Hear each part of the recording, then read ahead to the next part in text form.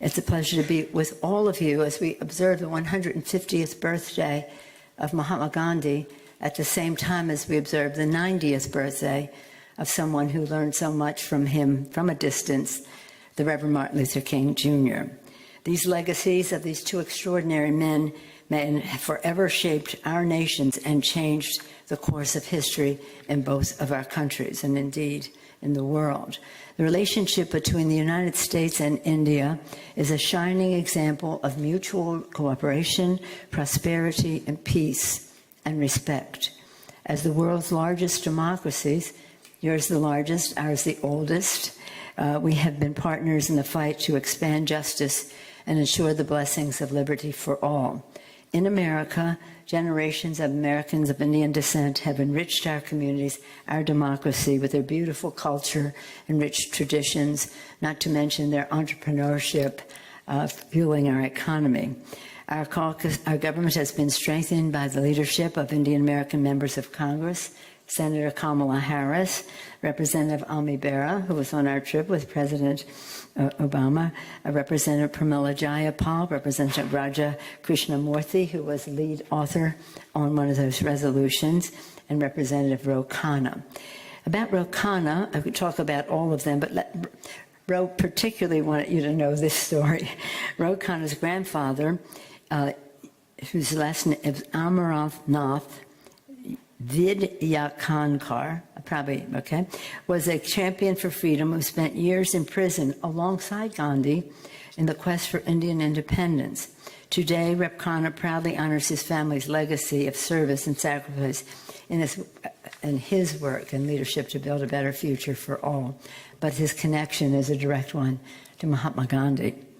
As members of Congress, we have been privileged to lead official visits, gone on official visits to India, meet with leaders and exchange with citizens to strengthen the bonds of our friendship between our leadership, but also among our people. Seeing the joy and vibrancy of the Indian people, especially the children, has always been an inspiration. Our 2017 trip was critical to advancing strong economic ties, reaffirming our shared commitment to tackling the climate crisis and securing peace in the region and around the world. And in New Delhi in 2008 was an honor to place a wreath at the Rajghat Memorial located at the site of the Gandhi cremation. Gandhi's story of peaceful struggle to free the people of India had a meaningful impact on the lives of many Americans. For me, as the ambassador and the minister know and have referenced, this is very personal for me. I have always, since my childhood, carried India in my heart, largely because of Mahatma Gandhi. When I was a little girl,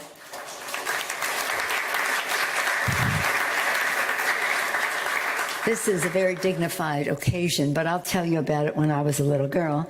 I went into school one day and I had on a hat, and one of the big tall nuns, I was a little girl, said, "Who do you think you are, Mahatma Gandhi, with that hat?" Well, I didn't know who Mahatma Gandhi was, but I wasn't going to let on to her that I did not know. So I immediately went to the library after school, and at that time, even that was like in the 50s, the library had books on Mahatma Gandhi for children already had books for children. So that's when I started absorbing everything I could, and more, shall we say, bigger books, smaller print as I got older. And people would always say, "We always know you'll have every book out of the library on Gandhi." Such an inspiration. But it is around that same time, Martin Luther King, whose birthday we celebrate, 90th today, and Coretta Scott visited India, and how much we draw upon India and who we are. As you probably know, and I say it again, probably mispronouncing, satyagraha, that word has two meanings in Sanskrit: nonviolence and insistence on the truth. And isn't that exactly what Gandhi took from India? Nonviolent, insisting on the truth, learning from the experience and the depth and strength of that message. Not just the example, the strength of that message of Mahatma Gandhi. And of course, It made all the difference in the world, in our country. So that is a debt that we owe to India for that inspiration, more than an inspiration, that strength of message to make a difference in our own country. Though he knew it would mean sacrifice and struggle, Dr. King would insist on the truth in the heart of our nation, that we're all created equal, and that to do so, insisting on the truth nonviolently. Dr. King insisted on the truth at lunch counters, marches, and like Gandhi, from jailhouse cells. He insisted on the truth of his dream of equality and opportunity for all, regardless of race, gender, or creed. As we face the great injustices of war, inequality, oppression, and tyranny, we all have an obligation to continue to answer Dr. King and Gandhi's insistence on the truth, nonviolently, with action. We are called to act to give voice to millions of refugees fleeing violence and natural disaster, and ensure that we honor the dignity and worth of every person, man, woman, and child. I'm especially grateful, as I have expressed to Prime Ministers, Prime Minister Modi as well, Mr. Ambassador, Mr. Minister when he was Ambassador, how much so many of us appreciate the hospitality that India extends to His Holiness the Dalai Lama. And when I've mentioned, when we mention that to the Prime Minister and the previous Prime Minister, they've always said, no need to thank us, that's who we are.